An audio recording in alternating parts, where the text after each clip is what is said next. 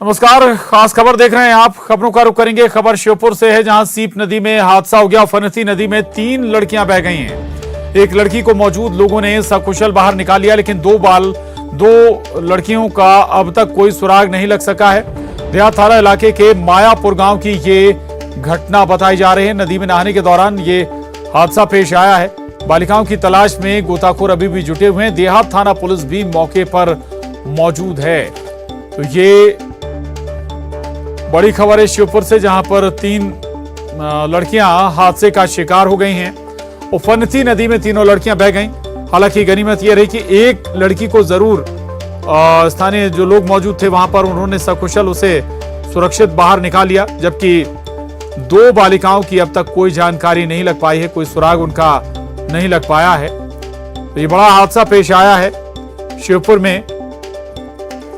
तस्वीरें आप देख रहे हैं, उफनती नदी में यह हादसा हुआ है। नहाने के दौरान तीनों जो लड़कियां थीं वो हादसे का शिकार हो गईं।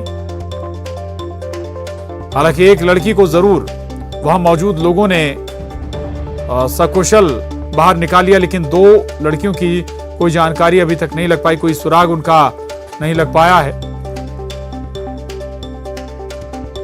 उफनती नदी में यह हादसा पेश आया। एक्सक्लूसिव तस्वीरें आपके टीवी स्क्रीन पर, और मशवरा भी दिया जाता है प्रशासन की ओर से कि जब से हालात हों तो फिर नदियों के पास ना जाएं, ना ही नहाने के लिए, और उफनते नदी नालों को भी पार ना करें। तो श्योपुर से ये तस्वीरें हैं जहां पर यह हादसा हुआ। 2 लड़कियों की कोई जानकारी अभी तक नहीं लग पाई है, एक जरूर सुरक्षित निकाल ली गई। दरअसल बताया जा रहा है कि नहाने के दौरान यह हादसा पेश आया है। श्योपुर में सीप नदी में यह हादसा हुआ है, और गुंजाइश अब दोनों लड़कियों की बचने की बेहद कम है। एक लड़की जरूर सकुशल निकाल ली गई है, और प्रशासन अब सर्चिंग अभियान भी चलाएगा नदी में जहां पर यह हादसा हुआ है। ज़ाहिर कोशिश होगी कि और काफी आगे तक लड़कियों को खोजा जाए, सर्च अभियान चलाया जाए। दीपक दंडोतिया हमारे साथ जुड़ गए हैं और जानकारी के साथ। दीपक, क्या उम्र इन लड़कियों की रही होगी और क्या वजह, जब चूंकि नदी चढ़ी थी इसके बावजूद भी बताया जा रहा है कि नहाने के दौरान हादसा हुआ है, नहाने के लिए लड़कियां गई हुई थी? दीपक। बिल्कुल प्रशांत, बीते रात से ही यहाँ झमाझम बारिश रुक के हो रही है। इसके चलते सीप नदी में उफान आ गया है, और बच्चे अक्सर नदियों के किनारे जो गांव बसे हैं वहाँ के बच्चे अक्सर नदियों पर नहाने देखने पहुंच जाते हैं। और ये बच्चियां भी करीब 12 से 15 साल उम्र के बीच की ये बच्चियां हैं, और यह भी अपनी सहेलियों के साथ नहाने के लिए उस नदी किनारे पहुंची थी। इसी दौरान तेज बहाव की वजह से 3 बच्चियां बह गई थीं, जिनमें से एक को तो मौके पर मौजूद ग्रामीणों ने कूद करके पकड़ लिया, लेकिन 2 अभी तक लापता हैं, जिनकी तलाश गोताखोरों और देहात थाना पुलिस के द्वारा की जा रही है। प्रशांत, हैरान करने देने वाली बात यह है कि हर साल इस तरह के हादसे होते हैं, लेकिन प्रशासन को इस तरह के अलर्ट पहले से किया जाना चाहिए। नदी किनारे के जो गांव हैं वहां पर जागरूक करना चाहिए लोगों को, बच्चों को, कि नदियों के किनारे नहीं जाएं। इस तरह की कोई कवायद यहाँ पर होनी चाहिए। बिल्कुल जाहिर है, और प्रशासन अब जरूर सर्चिंग अभियान चला रहा है ताकि दोनों जो लड़कियां उन्हें खोजा जा सके। शुक्रिया दीपक आपका इस पूरी जानकारी के लिए, धन्यवाद। आगे बढ़ेंगे। नामांकन के आखिरी दिन आज सीएम शिवराज सिंह इंदौर पहुंचे, और यहां बीजेपी के महापौर प्रत्याशी पुष्यमित्र भार्गव के नामांकन जुलूस में वो शामिल भी हुए। नामांकन रैली से पहले राजबाड़ा में आयोजित कार्यक्रम में सीएम शिवराज ने पुष्यमित्र भार्गव को जिताने की अपील की। वहीं इंदौर के विकास को लेकर कहा कि आने वाले समय में इंदौर देश के कई बड़े शहरों को पीछे छोड़ देगा। उन्होंने कांग्रेस और कमलनाथ पर भी कटाक्ष किया और कहा कि कांग्रेस पार्टी में कार्यकर्ताओं का अभाव है। रैली में प्रदेशाध्यक्ष वीडी शर्मा समेत कई जनप्रतिनिधि शामिल हुए। हम आसानी से टिकट दे सकते, लेकिन पार्टी ने तय किया, एक गाइडलाइन बनाई, एक व्यक्ति एक पद। अब कांग्रेस में तो सिद्धांत कुछ चलते ही नहीं है। कोई विधायक कोई मेयर कार्यकर्ता की कोई इज्जत कांग्रेस पार्टी में नहीं है। विधायक के अलावा दूसरा उम्मीदवार ही नहीं मिला उनको। और ये एक जगह नहीं, कई जगह विधायक कोई उम्मीदवार उन्होंने बनाया। कमलनाथ, या तो तुम्हारे पास कार्यकर्ता नहीं है या तुम्हारी नजरों में कार्यकर्ता की इज्जत नहीं है। भारतीय जनता पार्टी ने तय किया एक व्यक्ति एक पद, और इसे पूरे प्रदेश में आप देख लीजिए गाइडलाइन बनाई, और उस गाइडलाइन के हिसाब से हमने टिकट दिए। इंदौर की अगर बात करें तो ये लड़ाई धन के पुजारी और ज्ञान के पुजारी के बीच में है। और अब आपको जबलपुर लिए चलते हैं। आपको बता दें कि जबलपुर में भी बीजेपी उम्मीदवार जितेंद्र जामदार का नामांकन दाखिल कराने सीएम शिवराज जबलपुर पहुंचे हैं। जबलपुर की तस्वीरें आपको दिखा रहे हैं। जबलपुर में भी मंच सजा हुआ है। आज मुख्यमंत्री शिवराज सिंह चौहान न केवल इंदौर पहुंचे, पुष्य मित्र भार्गव बीजेपी मेयर उम्मीदवार का नामांकन दाखिल कराने, बल्कि इंदौर के बाद जबलपुर भी पहुंचे हैं। जबलपुर से ये तस्वीरें आपके टीवी स्क्रीन पर हैं। जितेंद्र जामदार बीजेपी की ओर से मेयर के उम्मीदवार हैं, प्रत्याशी हैं।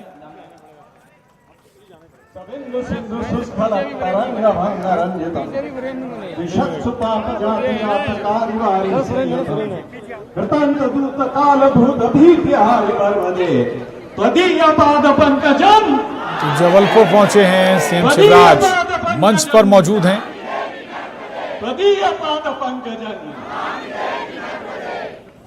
मंच पर विराजमान हम सबके आदर्श इस पूरे मध्य प्रदेश को प्रत्येक क्षण अपने हृदय में रखकर प्रत्येक व्यक्ति की चिंता को करते हुए अपने कर्तव्यों का निर्वाह करने वाले यशस्वी मुख्यमंत्री माननीय शिवराज सिंह चौहान जी पूरे प्रदेश के करोड़ों कार्यकर्ताओं की चिंता करने वाले हमारे माननीय प्रदेश अध्यक्ष जी, हम सबका।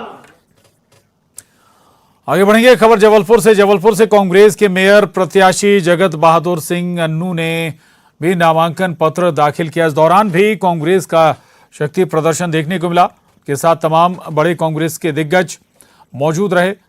राज्यसभा सांसद विवेक तनखा, कांग्रेस विधायक और नेता इस मौके पर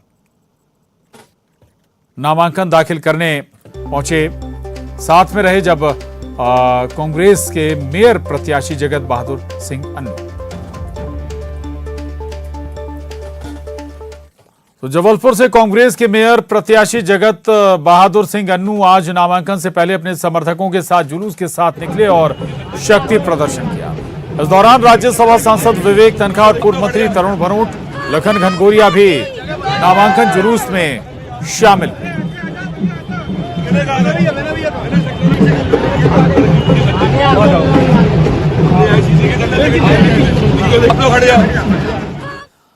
और भोपाल से बड़ी खबर है। टिकट न मिलने का दर्द बीजेपी प्रदेश मुख्यालय में फूट फूट कर दावेदार रोते नजर आए।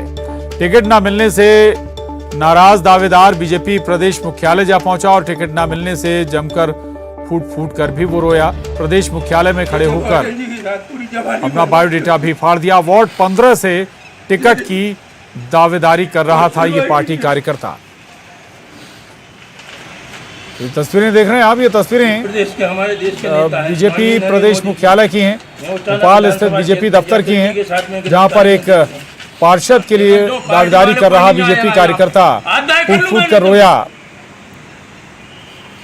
प्रदेश मुख्यालय में खड़े होकर उसने अपना बायोडेटा भी फाड़ दिया। दरअसल वार्ड नंबर 15 से टिकट के लिए दावेदारी कर रहा था बीजेपी का ये कार्यकर्ता। राजगढ़ से कुछ महिला मोर्चा की कार्यकर्ता यहाँ पर आई हैं जो अपनी बात रखने आई हैं। अच्छा, सबसे पहले तो आप ये बताइए कि क्या आपका नाम है? किस पद पर हैं और आप कहाँ से आए हैं? मैं अनीता दुबे, महिला मोर्चा जिला अध्यक्ष, राजगढ़ जिले से हैं। अच्छा, यहाँ पर आप लोग क्यों आए हैं? यहाँ पर हम लोग अपील समिति के समक्ष अपना प्रतिवेदन लेकर आए हैं कि हमारे महिला मोर्चा की जो सक्रिय बहनें हैं, जो दिन रात काम करती है, उनको दरकिनार करके और नेता पत्नियाँ जो कभी घर से नहीं निकलती, उनको टिकट वितरण किया गया है। पूरे जिले में इस भेदभावपूर्ण कार्रवाई के विरोध में हम लोग यहाँ पे अपील करने आए हैं। लेकिन जो महिलाओं के लिए आरक्षित होगा वार्ड, उसमें दिया तो महिलाओं को ही गया होगा। नेता दिया महिलाओं को दिया है, लेकिन नेता पत्नियों को दिया गया है। तो नेता पत्नियों को क्यों दिया गया है? जो घर में बैठी महिलाएं हैं, आज जितनी भी हमारे साथ में मोर्चे की बहनें आई हुई है, ये सब भारतीय जनता पार्टी के झंडे से लेके टाट पट्टी उठाने से लेके हम दुनिया भर के काम करते हैं। तो हमें उसको दरकिनार हमें क्यों किया गया है? हमारा तो बस एक ही संगठन से यही प्रश्न है कि हमें दरकिनार करके उन नेता पत्नियों को क्यों टिकट दिया जा रहा है कि जो घर से निकली नहीं है। लेकिन इस बार हमारी अध्यक्ष के उसमें नेतृत्व में हमने महिला मोर्चा को जिंदा करा है, हमने उसे एक पृष्ठभूमि पे लाके खड़ा करा है। तो हम तो भारतीय जनता पार्टी से यही अपील करेंगे और मांग करेंगे कि हमारी बहनों को न्याय मिले। अच्छा, लेकिन अब तो नामांकन का जो समय है वो निकल गया है, तो अब आप लोग क्या करेंगे? अब तो चुनाव प्रचार में जुटना पड़ेगा। चुनाव प्रचार में जुड़ना पड़ेगा, जो हमसे बनता है वो करेंगे, लेकिन अपना हक तो मांग कर रहेंगे। अगर आपको हक नहीं मिलता है तब क्या करेंगे? आप सोचेंगे उसके बारे में भी। तो ये हर बार अन्याय करा गया है महिला मोर्चा के साथ। मतलब जब भी काम आता है महिला मोर्चा हमेशा आगे बुलाते हैं, और जब उन्हें हक लेने की बारी आती है तो उन्हें पीछे कर दिया जाता है। हर जगह मतलब आरक्षण हो रहा है। आरक्षण क्यों किया गया है? जब आरक्षण पे उम्मीदवारों को सही उतारा नहीं जा रहा है। जहाँ सामान्य को उतारना चाहिए वहाँ पिछड़े को उतारा जा रहा है, जहाँ पिछड़े को आना चाहिए वहाँ हर कोई सी सीट दी जा रही है। ये गलत हो रहा है। और जहाँ महिला मोर्चा हक मांग रही है उसे पीछे क्यों करा जा रहा है? तो ये आप देख सकते हैं कि महिला मोर्चा राजगढ़ की जो कार्यकर्ता हैं वो बीजेपी प्रदेश मुख्यालय में आई हुई हैं, और उनका कहना ये है कि जो महिलाओं के लिए वार्ड आरक्षित थे, वहाँ पर नेताओं की जो पत्नियां हैं उनको टिकट दे दिए गए हैं, और ये जो कार्यकर्ता हैं महिला मोर्चे की, उन सबको दरकिनार किया गया है। अपनी शिकायत लेकर वो यहाँ बीजेपी प्रदेश मुख्यालय में पहुँची हुई हैं। कैमरामैन संजय नामदेव के साथ शरद श्रीवास्तव, न्यूज़ 18 भोपाल। तो राजगढ़ से बीजेपी महिला मोर्चा की एक कार्यकर्ता पहुंची हैं। आरोप है कि नेताओं की पत्नियों को टिकट दे दिया गया, जिन सीटों पर महिलाओं के लिए जो आरक्षण किया गया। आगे बढ़ेंगे। और बीजेपी में परिवारवाद का फॉर्मूला टूटा है, टिकट देने वालों ने ही ये फॉर्मूला तोड़ दिया है। भोपाल बीजेपी जिला अध्यक्ष सुमित पचौरी के रिश्तेदार नीरज पचौरी को 78 वार्ड से पार्षद का टिकट मिला है। सुमित पचौरी के चाचा का बेटा है नीरज पचौरी। नीरज पचौरी के पिता भी पूर्व पार्षद हैं। वार्ड 37 से पूर्व पार्षद हेमराज कुशवाहा की पत्नी वंदना कुशवाहा को टिकट दिया गया है। वार्ड 52 से पूर्व पार्षद राम बाबू पाटीदार की पत्नी शीला पाटीदार को टिकट दिया गया है। और कई वार्ड में पूर्व पार्षद की पत्नियों और उनके रिश्तेदारों को टिकट दे दिया गया है। तो ये बड़ी खबर है। बीजेपी में फॉर्मूला, जहां परिवारवाद का फॉर्मूला टिकट देने वालों ने ही तोड़ दिया है। दरअसल ये गाइडलाइन लगातार कहा जा रहा है बीजेपी नेतृत्व की ओर से कि एक परिवार एक टिकट वाला मसला, यानी कि एक परिवार से दूसरे व्यक्ति को टिकट नहीं दिया जाएगा, लेकिन ये फॉर्मूला टिकट देने वालों ने ही बीजेपी में तोड़ दिया है।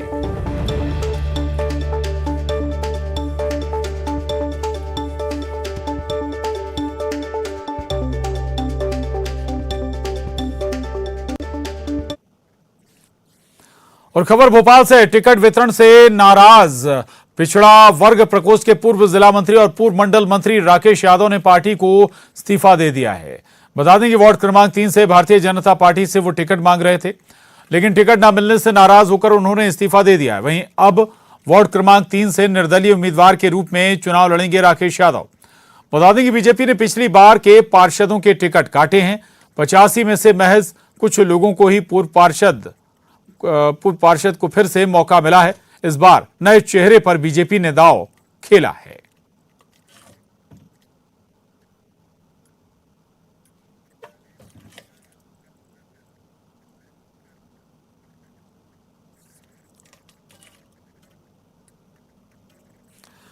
और खबर रायपुर से है, जहां अनोखा विरोध प्रदर्शन किया गया। दरअसल राजधानी में स्कूल सफाई कर्मचारियों ने यह अनोखा प्रदर्शन किया। मुंडन करवाकर अपना विरोध दर्ज करवाया। स्कूल सफाई कर्मचारियों ने 120 दिनों से आंदोलन कर रहे स्कूल सफाई कर्मचारी और सरकार से स्थायी करने की मांग को लेकर इनका ये प्रदर्शन है जो लंबे समय से जारी है। 120 दिन गुजर चुके हैं इनके इस प्रदर्शन को, और हालांकि अपील जरूर की जा रही है इनसे कि ये अपने काम पर वापस लौटें, लेकिन इनका आरोप है कि इन्हें मेहनताना के तौर पर बेहद कम रकम मिलती है। दूसरा इनकी जो मांग है वो ये कि इन्हें स्थायी किया जाए नौकरी में। तो ये बड़ी खबर है। 120 दिनों से आंदोलन कर रहे स्कूल सफाई कर्मचारियों ने आज मुंडन कराकर प्रदर्शन किया है। रायपुर में लंबे समय से इनका ये प्रदर्शन चल रहा है और सरकार से इनकी मांग है कि इन्हें स्थायी किया जाए। के धरना स्थल में पिछले 120 दिन से एक प्रदर्शन चल रहा है और ये प्रदर्शन है स्कूल के सफाई कर्मचारियों का। और आज इस प्रदर्शन की कड़ी में आप देखेंगे कि मुंडन करके ये विरोध प्रदर्शन किया जा रहा है, विरोध जताया जा रहा है। और एक तरह से इनकी एक सूत्री ही मांग है कि जो अंशकालिक कर्मचारी हैं उन्हें पूर्णकालिक किया जाए। 120 दिन बीत गए लेकिन सरकार की तरफ से अब तक कोई जवाब नहीं आया और उसी का ये विरोध आपको दिखाई दे रहा होगा कि मुंडन करके ये अपना विरोध यहाँ पर दर्ज करा रहे हैं। 120 दिन पूरे हो चुके हैं और महज 2300 रुपये तनख्वाह इनको मासिक मिलती है और इतने में गुजारा करना काफ़ी मुश्किल हो जाता है। और ऐसी स्थिति में आंदोलन भी ये काफ़ी समय से कर रहे हैं, लेकिन अब सरकार के पास अपनी मांगों को लेकर के ये क्या कहते हैं इनसे जान लेते हैं। आज मुंडन आप हो रहे हैं, क्या संदेश इसके जरिए देना चाह रहे हैं सरकार को? मैं सरकार को संदेश देना चाहता हूं कि हम जो निम्न कोटि के कर्मचारी हैं, इतने दिन हो गए हमारे धरना स्थल को चलते हुए, हड़ताल करते हुए 120 दिन जो आपने अपने घोषणा पत्र में वादा पूरा नहीं किया है, उसको तत्काल वादा दिलाने के लिए और हमारी मांगों को पूरा करने के लिए। तो मांगों को पूरा करने की बात यहाँ पर कही जा रही है, इनसे भी जान लेते हैं। आप मुंडन हो रहे हैं, क्या कहेंगे अभी? मैं बोलना चाहता हूँ, मैं कोंडागांव जिला का जिला अध्यक्ष हूँ, बस्तर संभाग से आया हूँ। मैं सरकार से निवेदन करना चाहता हूँ कि पिछले 4 महीने से मैं धरना स्थल में बैठा हूँ। सरकार से हम लोग मांग कर रहे हैं, सरकार से गुहार लगा रहे हैं कि हमारी मांग पूरा करे। अच्छा, एक बात ये बताइए कि 2300 रुपये में कोई गुजारा नहीं होता, ये कहना है आपका। 4 महीने से यहाँ पर बैठे, तब ऐसे में कैसे आप लोगों का चल रहा है अभी? क्या करेंगे, घर में जो भी धान पान रखे रहते हैं कमा के उसको बेच भांज के आते हैं, क्योंकि इसमें अगर सरकार कहीं हमारा वेतन बढ़ा दे तो कम से कम 10,000 हमको पूर्णकालीन वेतन मिलेगा, तो हम उससे हमारा भविष्य सुधार सकते हैं। और अच्छा मैडम, आप क्या कहेंगी इसको लेकर के? क्या मुंडन होकर के क्या बताने की कोशिश है सरकार? देखिए, हमारा 2-3 दिन से कार्यक्रम चल रहा था।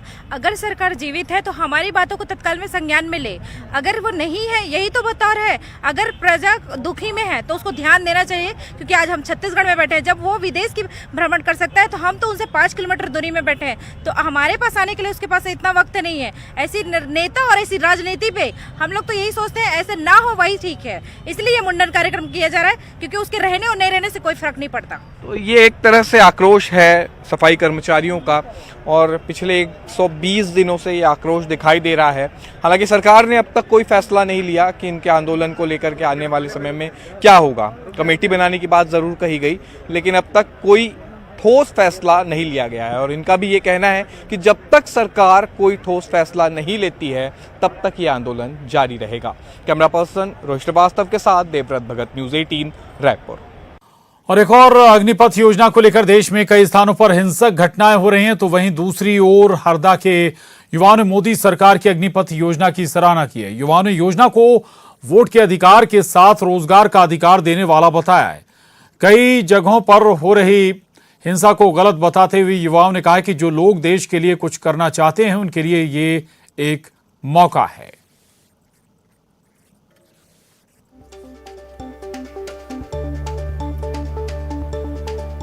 बेरोजगार है 80% लोग, उनको रोजगार अच्छे से मिल पाएगा।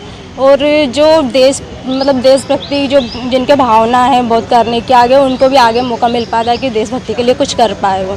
और वर्तमान में जहां पर भी इस प्रकार की हिंसक घटनाएं हो रही है, इसके पीछे मानसिक दिवालापन और कहीं ना कहीं कुटिल राजनीति दिखाई देती है। मुझे ऐसा लगता है कि सरकार ने इस प्रकार से योजना चलाई है, इससे हमारा देश का युवा देशभक्ति से जुड़ेगा, सेना से जुड़कर अपने देश सेवा के में अपने दायित्व का निर्वहन करेगा। और कश्मीर के बारामूला में पदस्थ जवान भारत यदुवंशी की शहादत पर पूरे छिंदवाड़ा जिले में शोक की लहर है। शहीद भारत की अंतिम यात्रा में शामिल होने के लिए जिले के प्रभारी मंत्री कमल पटेल पहुंचे। अंतिम यात्रा में बड़ी संख्या में लोगों ने नम आंखों से शहीद भारत को श्रद्धांजलि दी। अंतिम संस्कार के दौरान उन्हें गार्ड ऑफ ऑनर दिया गया। शहीद भारत छिंदवाड़ा के रोहना कला गांव के रहने वाले थे और बुधवार को गश्त के दौरान आतंकवादियों के साथ सैन्य कार्रवाई में वो शहीद हुए। साल 2016 में भारतीय सेना की भर्ती में वो शामिल हुए थे और पहले ही प्रयास में वो सेना में चयनित हुए। पिछले 1 साल से वो कश्मीर के बारामूला में तैनात थे। परिवार के सदस्यों का कहना है कि जिस जगह भारत में वो तैनात थे वो अकेले दम पर मोर्चा संभाल रहे थे। शहीद भारत की 4 साल पहले ही शादी हुई थी और उनका छोटा भाई भी आर्मी में है और फिलहाल कश्मीर के पुलवामा में तैनात है।